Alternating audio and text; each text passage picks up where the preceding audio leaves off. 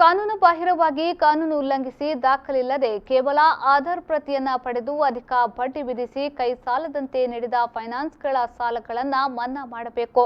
ಸರ್ಕಾರಿ ಬ್ಯಾಂಕುಗಳಿಂದ ಬಡ ಜನತೆಗೆ ಸಾಲ ಸಿಗುವಂತಾಗಬೇಕು.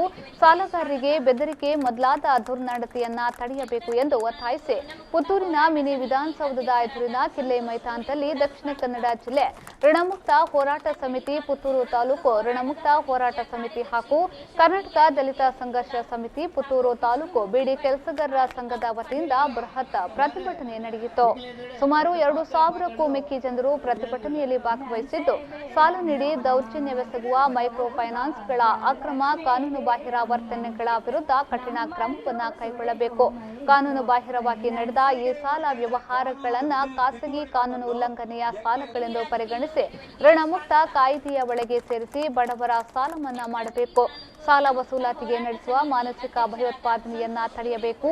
ಲಕ್ಷಾಂತರ ಕೋಟಿ ರೂಪಾಯಿಗಳ ಹಣದ ವ್ಯವಹಾರ ನಡೆಸುವ ಈ ಫೈನಾನ್ಸ್ಗಳ ಹಣದ ಮೂಲದ ಬಗ್ಗೆ ತನಿಖೆ ನಡೆಸಬೇಕು ಎಂದು ಆಗ್ರಹಿಸಿ ಪ್ರತಿಭಟನೆ ನಡೆಯಿತು.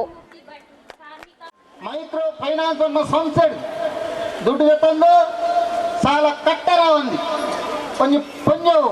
ನೆಂಟಿನ ಆತ್ಮಹತ್ಯೆ ಪ್ರಯತ್ನ ಬರ್ತಿದ್ದಾರೆ.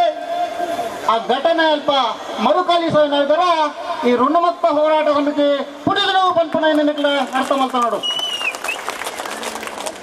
ಒತ್ತಡಗಳ ಅಪಪ್ರಚಾರ ಓಲೋ ಬತ್ತಂಡ್ ಬೀದಿಗೆ ತುಳಿಯೋದು ಅಪಪ್ರಚಾರ ಮಲ್ಪನಂಚಿತ್ನ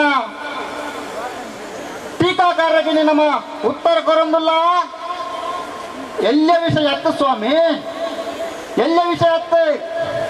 ಇನ್ನು ಸರ್ಕಾರ ಕಣ್ಣು ಮುಚ್ಚಲಿತ್ತನ್ನ ಕಣ್ಣು ಬುಲವಡು ಅವು ಕೇಂದ್ರ ಸರ್ಕಾರಕ್ಕೂ ರಾಜ್ಯ ಸರ್ಕಾರಕ್ಕೂ ದಾವಣಗೆರೆ ಮೈಕ್ರೋ ಫೈನಾನ್ಸ್ನ ಈ ರಾಜ್ಯಗೂ ಈ ಗ್ರಾಮಗೂ ಈ ಹಳ್ಳಿಗೆ ದಾವಣಗೆರೆ ಬರಬಿಡ್ತಾರೆ. ಪ್ರತಿಭಟನೆಯಲ್ಲಿ ದಕ್ಷಿಣ ಕನ್ನಡ ಜಿಲ್ಲಾ ಋಣಮುಕ್ತ ಹೋರಾಟ ಸಮಿತಿಯ ಸಂಚಾಲಕ PM ಭಟ್, ಪುತ್ತೂರು ತಾಲೂಕು ಬೀಡಿ ಕೆಲಸಗಾರರ ಸಂಘದ ಅಧ್ಯಕ್ಷ ಗುಡ್ಡಪ್ಪ ಗೌಡ, CI2 ಬೆಳ್ತಂಗಡಿ ತಾಲೂಕು ಸಂಚಾಲಕ ನೇಮರಾಜ್ ಕಿಲ್ಲೂರು ಮತ್ತಿತರರು ಹಾಜರಿದ್ದರು.